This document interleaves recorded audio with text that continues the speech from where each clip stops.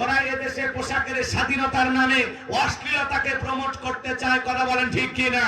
এই জন্য আমরা পরিষ্কার ভাবে বলতে চাই, এটা আলেম ওলামাদের দেশ, মসজিদ মাদ্রাসা দেশ, হাজির দেশ, এই দেশ 95% মুসলমানের দেশ। এই দেশে কোন নোংরামিকে, অশ্লীলতাকে মেনে নেওয়া হবে না, কথা বলেন ঠিক কিনা?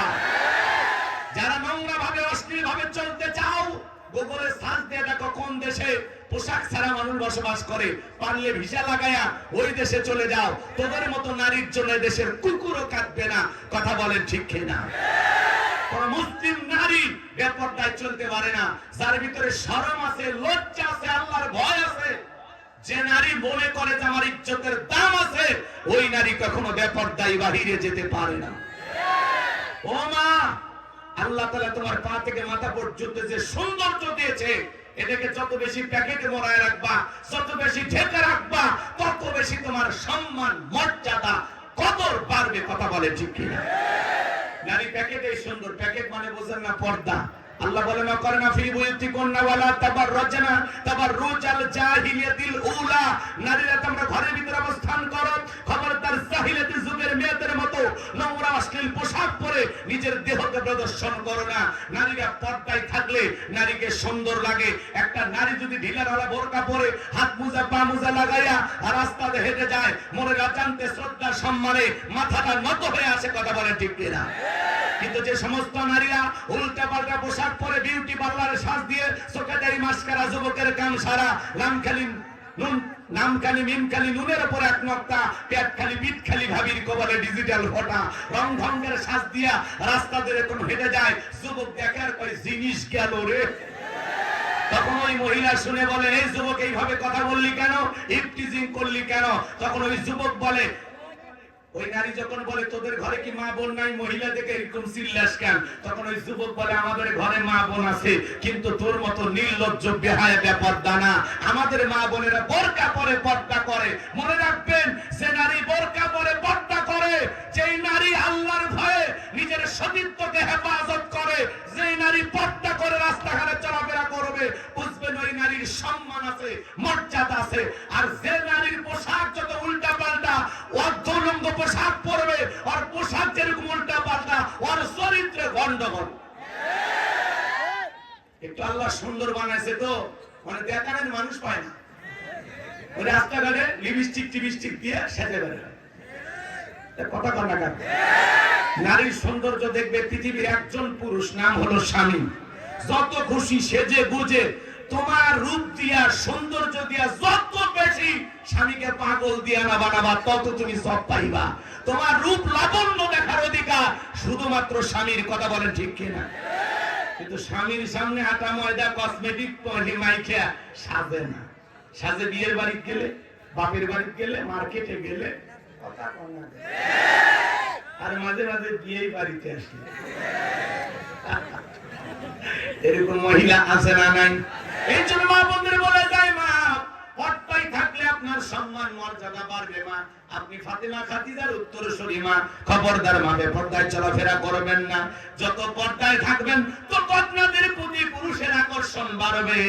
আর যত নিজেকে খোলামেলা ভাবে জাতির সামনে উপস্থাপন করবেন, মনে রাখবেন মাছ যদি পয়সা যায়, পচা মাছে যেরকম মাছি বেশি পড়ে, বেপরদায় চলা নারীর দিকে পুরুষের দুষ্ট নজর পড়ে। কেউ ভালো চোখে তাকায় না। তুমি মনে করছো পুরুষেরা তাকাইতেছে, ওদের চোখ কপালে তুলছি।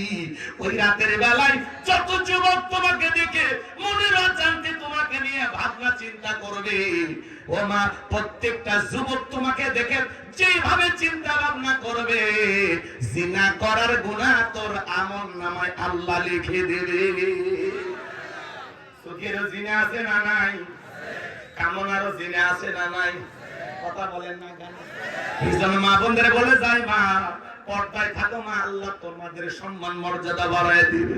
তোমরা না নবীদের মা, তোমাদের পেট থেকে পৃথিবীর জমিনে নবীদের জন্ম হয়েছে, সাহাবীদের জন্ম হয়েছে, আল্লাহ ওয়ালাদের জন্ম হয়েছে, মুফতি মুহাদ্দিসের জন্ম হয়েছে, ডাক্তার ইঞ্জিনিয়ারের জন্ম হয়েছে। এজন্য মা পর্দায় থাকো, পর্দায় থাকলে আল্লাহ তাআলা তোমাদের সম্মান মর্যাদা বাড়ায় দিবে। যেই নারীর পর্দা নাই, পর্দা করতে চায় না, নিজেকে সেজে গুজে মানুষের সামনে উপস্থাপন করে, ওই নারীর চরিত্র নাই, লজ্জা নাই, শরম নাই, ওর ইজ্জতের কোনো দাম নাই। ওটা একটা নষ্ট নারী। মনে রাখবেন, নষ্ট গাড়ি ঠিক করা যায়, নষ্ট নারীকে ঠিক করা যায় না। মা, এখনো সময় আছে, নিজেকে পর্দার ভিতরে ঢুকাও। আল্লাহ আমার মা বোনদেরকে পর্দা করার তৌফিক দান করেন। চিল্লা বলেন আমিন। আমার ভাইরা, তাহলে নামাজের মধ্যে দাঁড়ায় আমাদের মন কি করে? ছটফট করে। কথা বলেন ঠিক কিনা? এজন্য আল্লাহ রাব্বুল আলামিন বলেন, আল্লাযীনা হুম ফি সালাতিহিম খাশিউন। মুমিন বান্দার এক নাম্বার গুনাহবলী, যারা নিজেদের সালাত বিনয়ের সহিত, নম্রতার সহিত আল্লাহর ভয় নিয়ে আদায় করে। এজন্য বাজান, আপনি আমি যখন নামাজে দাঁড়িয়ে যাব, একটা ফাঁসির আসামিকে যদি বলা হয় রাত 10টা বাজে 12টায় তোমার ফাঁসি, লোকটা যদি ইমানদার হয় অবশ্যই নামাজ আদায় করবে। ফাঁসির আসামি যেমন জীবনের শেষ মনে করে 2 রাকাত নামাজ আদায় করে, আপনি জোহরের নামাজ পড়বেন আর মনে মনে ভাববেন এই জোহরের নামাজ আপনার জীবনের শেষ নামাজ। আপনি আসর পর্যন্ত দুনিয়াতে নাও বাঁচতে পারেন। জোহরে ঢুকছেন না মসজিদে, আসরে যে ঢুকবেন গ্যারান্টি আছে?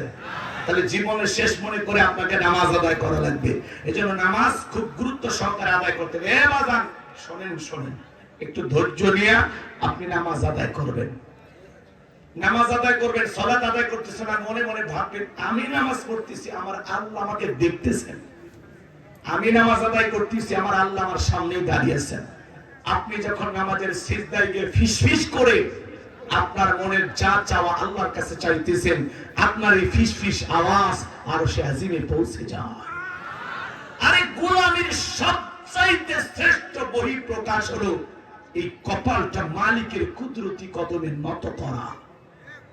যত বেশি কপালটা মালিকের কুদরতি কদমে সালাতের মাধ্যমে নত করবেন, তত বেশি পৃথিবীর সামনে আল্লাহ আপনার সম্মান মর্যাদাকে উঁচু করে দেবেন।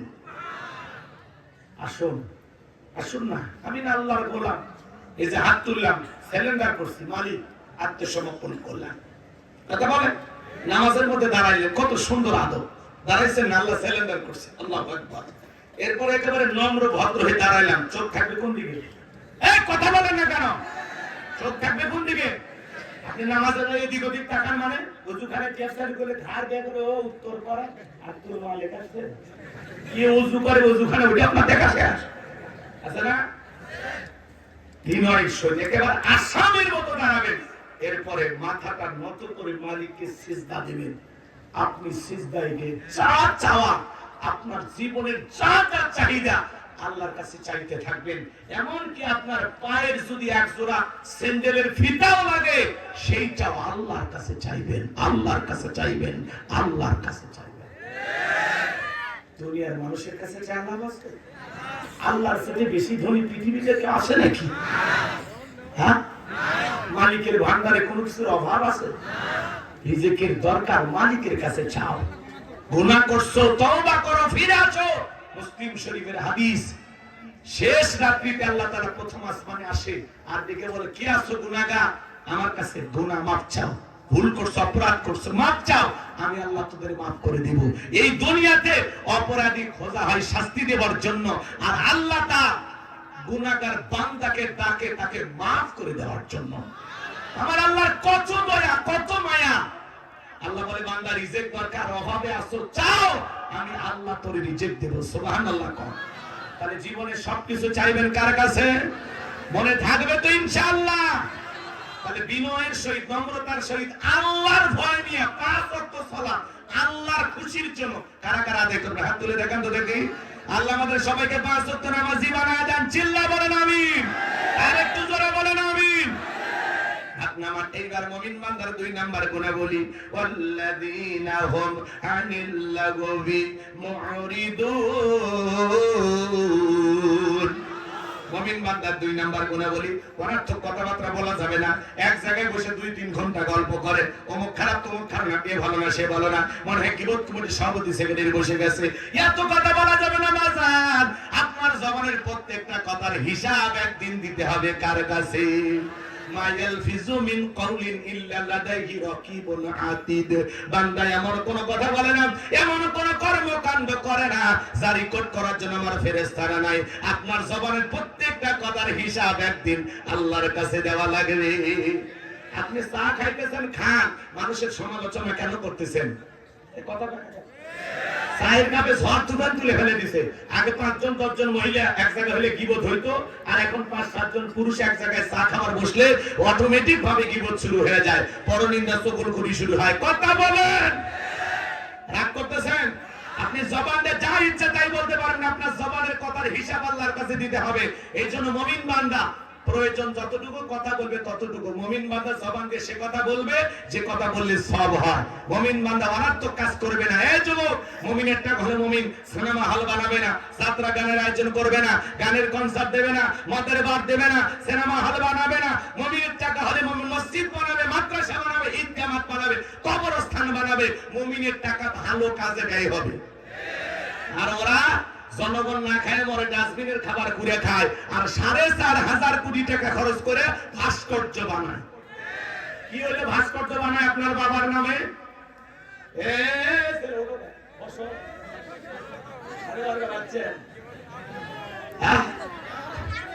চাচা বসে না, চাচা চাচি মিস কল দিয়েছে, বসেন তো। চাচি বলেন পরে আসতেছি, মেসেজ দেন। কষ্ট হচ্ছে আপনাদের? শোনেন, যারা 4,500 কোটি টাকা ভাস্কর্য বানাইছে, টাকাগুলো কার? এদেশের জনগণের। কথা বলেন ঠিক কিনা? আপনি ভাস্কর্য বানায়, মূর্তি বানায় কি লাভ করলেন? 5 আগস্টে ভাস্কর্য ভেঙে ওই আপনার বাবার মাথার উপরে উঠে মানুষ পেশাব করে দিছে। কথা বলেন ঠিক কিনা?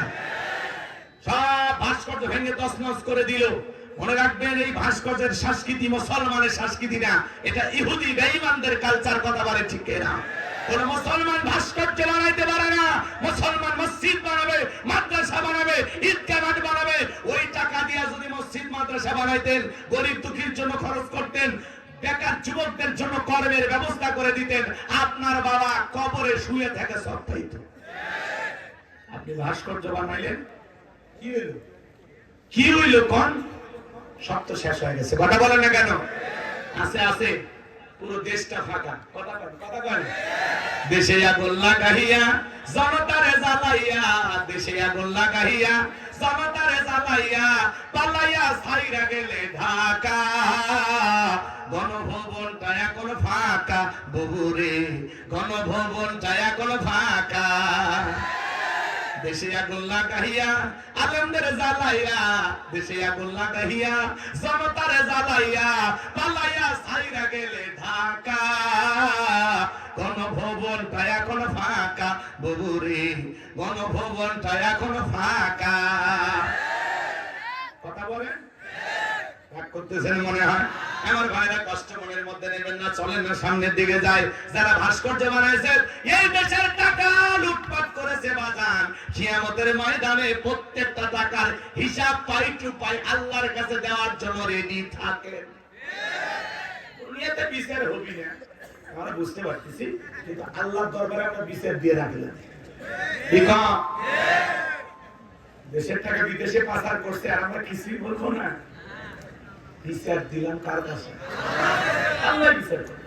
যারা দুর্নীতি করেছে, লুটপাট করেছে, দেশের টাকা বিদেশে পাচার করেছে, জনগণের পকেট খালি করেছে, এদেশে উন্নয়নের নামে মানুষের চা ক্ষতি করার করে ফেলে দিয়েছে, আল্লাহর কাছে তাদের বিচার হবে একদিন। কথা বলেন? আমার ভাইরা চলেন না সামনের দিকে যাই বাজান। তাহলে মুমিনের টাকা হলে মুমিন ভালো কাজ করবে, পুকুরের ঘাট বানায় দিবে, রাস্তার মধ্যে ফলের গাছ লাগায় দিবে, মসজিদ মাদ্রাসা বানায় দিবে। কথা বলেন? মুমিন বান্দার 2 নাম্বার গুণে বলি, অনার্থক জিনিস কান দিয়ে শ্রবণ করা যাবে না। যুবক রে, এই কানের ভিতর ইয়ারফোন লাগা, গান শোনা যাবে না। রূপবানের নাচে কমর দোলাইয়া, আল্লাহর ফেরেশতারা কবরে নিয়ে পিটাবে ঝোলাইয়া ঝোলাইয়া। আল্লাহ গান শোনার জন্য তোর কানটা দেয় না। সিরাজগঞ্জের এক যুবক গান শুনতেছে, ইয়ারফোন লাগাইয়া রেল লাইন দিয়ে হাঁটতে যায়, ট্রেনে এসে ধাক্কা মেরে 3 টুকরা করে ধুয়ে গেছে। মরার পরেও কানের ভিতরে ইয়ারফোন লাগানো ছিল। এখন কবরে যা, ফেরেশতারা তোর জায়গা মতো বাদ্যযন্ত্র বাজাবে। কথা বলেন ঠিক কি না? আল্লাহ গান শোনার জন্য দেয় নাই। হক্কানি ওলামায়ে কেরামদের বয়ান শুনতে হবে, ইসলামী সঙ্গীত শুনতে হবে, ভালো ভালো কথা শ্রবণ করতে হবে। তাহলে মুমিন বান্দার 2 নাম্বার গুনাহ বলি, মুমিন বান্দা জবান দিয়ে সে কথা বলবে যে কথা বলে সব হয়। ওই চাচা বলেন কেন? ফটর ফটর এলাকার সব তত্ত্ব মুখের বইটা করছে মেয়েটা। থামেন না মিয়া, চুপ। এত কথা কেন? চুপ চুপ বললেন না, চুপ থাকেন। মান সমাতা নাজা, চুপ থাকলে আপনি নাজাত পাবেন। যত কথা কম বলবেন তত হিসাব কম হবে। এত কথা বলেন কেন? হাই রে আপনার জবান, আস্তাগফিরুল্লাহ। আপনি এরকম কেন গো? কে চুপ করবেন না?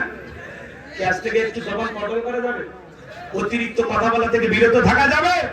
অপ্রয়োজনীয় অনার্থক কোনো কথা জবান থেকে বলবেন। আরে আপনি তো ফালতু লোক, কে বক বক বক বক বক চুপ করেন। দামি লোকেরা কথা কম বলে, কথা কম। দামি লোকেরা কথা কম বলে, আপনি এত কথা বলেন, চুপ থাকেন। তাহলে জবান দিয়ে সে কথা বলবো যে কথা বললে সব হয়। সমাজে সেই কাজ চালু করব যে কাজ চালু করলে সব হয়। কথা বলেন। কান দিয়ে সেই জিনিস শ্রবণ করবো যেটা শুনলে সব হয়।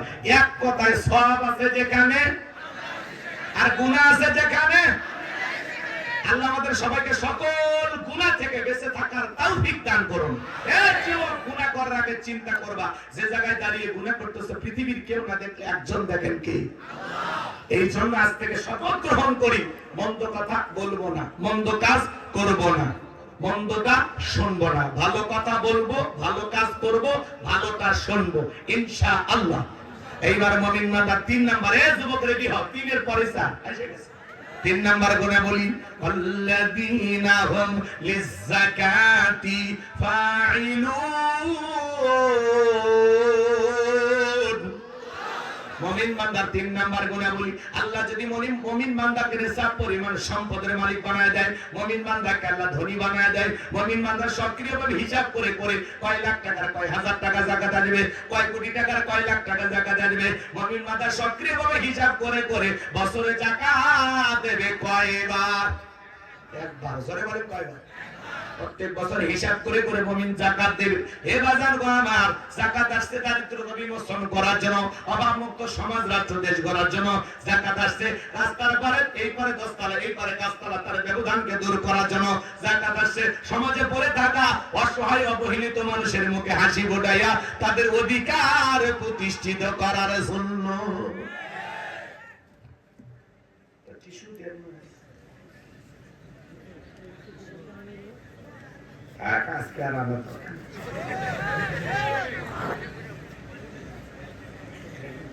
কষ্ট হচ্ছে আপনাদের? আমার ভাইয়েরা গভীর মনোযোগ দিয়ে কথাগুলো বোঝার এবং শোনার চেষ্টা করবেন। বাজান গো আমার, এইদিকে খেয়াল করেন, যাকাত দেওয়া কি কি মনে জীবনেও শুনিনি। নামাজ আদায় করা, যাকাত দেওয়া তেমনি ফরজ। এদিক নামাজ আদায় করে যেমন ফরজ, যাকাত দেওয়া তেমনি ফরজ। যাকাত আসছে দারিদ্রতা বিমোচন করার জন্য। আর দারিদ্রতা বিমোচন হবে কিভাবে? শোনেন, বাংলাদেশের অর্থনীতি যাকাত ভিত্তিক না সুদ ভিত্তিক?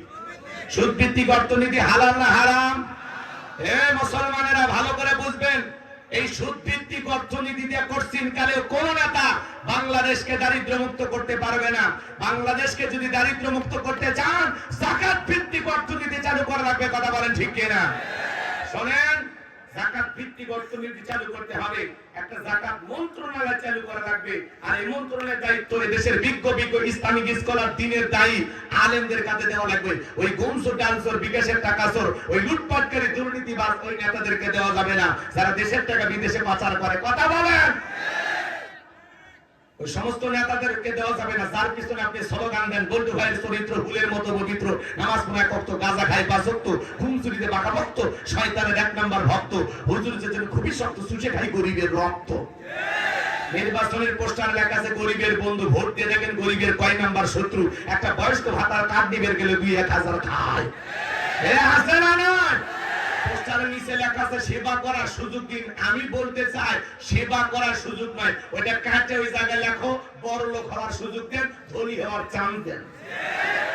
কারণ সেই নেতা নির্বাচনের আগে সাইকেল কেনার টাকা নেই, মোটরসাইকেল কেনার টাকা নেই, সেই নেতা নির্বাচিত হয়ে 5 বছরে বক্সিগঞ্জে বাড়ি, জামালপুরে বাড়ি, ঢাকায় বাড়ি, শোনা যায় কানাডা আমেরিকাতেও বাড়ি। এত টাকা খেয়ে দিয়ে গেল জিব্রাইল। তাজ্জুব করে মানুষ টাকা পায় না। আর নেতা রাতে রাতে নির্বাচিত হয় কত টাকার মালিক হয়। ভাই রাগ লাগতেছে নাকি আপনাদের? যত উন্নয়ন নেতাদের আছে এদেশের জনগণের কোনো উন্নয়ন হয়নি, কথা বলেন ঠিক কিনা? এই জন্য ভাইরা আমার, আপনার উন্নয়ন হবে সেই দিন আপনার মতামতে এই সমাজে ইসলাম প্রতিষ্ঠিত হবে যেই দিন। মানুষের তৈরি করা তন্ত্র মন্ত্র দিয়ে সমাজে শান্তি প্রতিষ্ঠিত হবে না। ডক্টর কামালের তৈরি করা সংবিধানে শান্তি আসবে না। লেনিন কার্ল মার্ক্সের গণতন্ত্রে শান্তি আসবে না। এই সমাজে শান্তি প্রতিষ্ঠিত হতে গেলে আল্লাহর সংবিধান এই জমিনে বাস্তবায়ন করা লাগবে। আল্লাহর পাঠানো কোরআন এই রাষ্ট্রে কায়েম করতে হবে। যতদিন পর্যন্ত আল্লাহর বিধান না চালু হবে, এই ৫৬,০০০ বর্গ মাইলের মানুষের তৈরি করা নিয়ম নীতি দিয়া ১ ইঞ্চি মাটিতেও শান্তি প্রতিষ্ঠিত হবে না।